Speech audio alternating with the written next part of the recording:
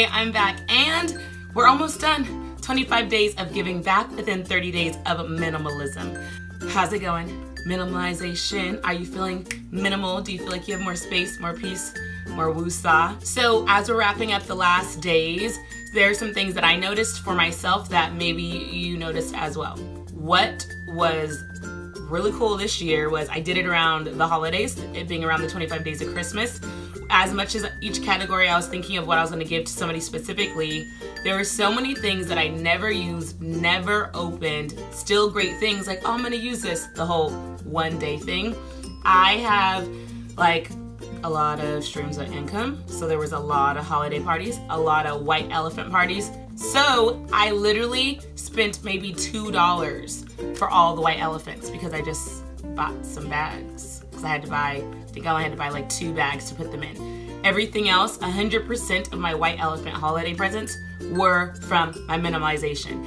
And don't get me wrong, you're probably thinking like nobody wants your old something, but they were bomb presents, especially at 2 of them. They were the ones that everybody was trying to steal. They were like, there's no way this is in the budget. And I was like, don't worry, that didn't cost me $25. Now, the worth of it was probably $50, but for me, it didn't cost me anything because it was something that I already owned. I just paid for the $1 bag to put it in. So I liked that a lot. I didn't have to buy any presents.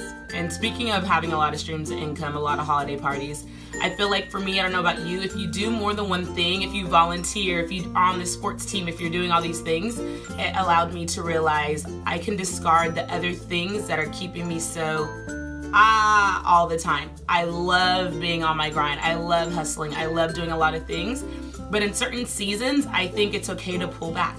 It's okay to say no. It's okay to be like, yeah, I'm always on my hustle and grind, but today I want to rest, and that's okay. I know there were a lot of opportunities and gigs that and projects to work on that I passed down because I was in the season of like, no, I want to focus on clearing out some things. I want to focus on reflection and clarification on some things before I'm on the hustle and grind. You don't always have to be on it the next 10 years hustle and grind. Within that time frame, there could be pockets of rest and reflection and woo-saw and praying.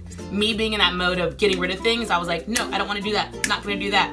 And it was good, and I didn't feel bad about it. Another thing I noticed after, I used to try to keep up really well on like IG story and sharing each day.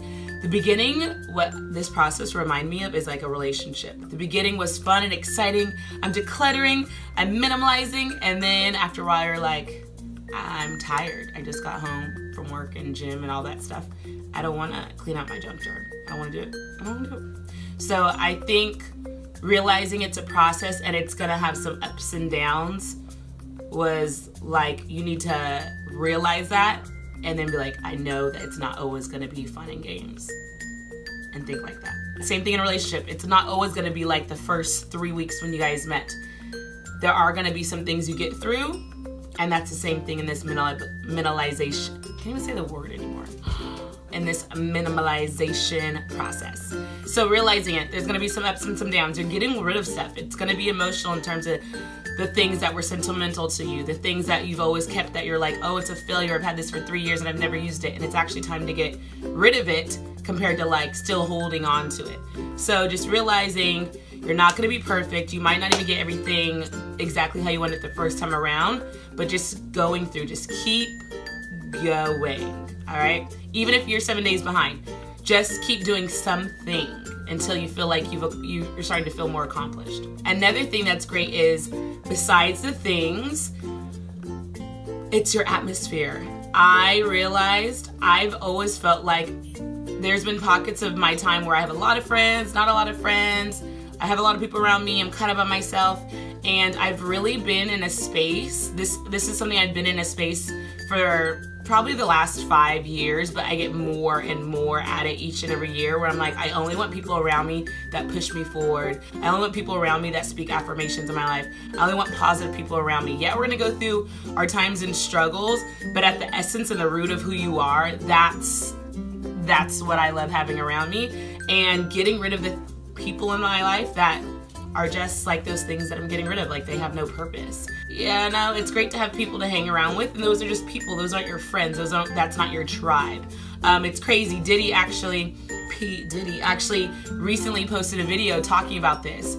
And I love when you're already thinking something, you're already believing in something and standing firm in something, and then something that everybody else is on, and somebody famous or something gets discovered, and you're like, that's what I'm talking about.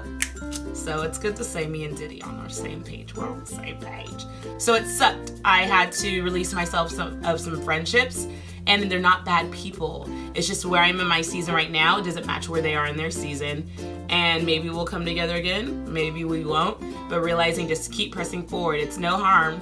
You know, if they want to talk about it with you and discuss it, that's fine. But if they just don't say anything about you letting them go, then they didn't really care about being your friend. You know? That's it.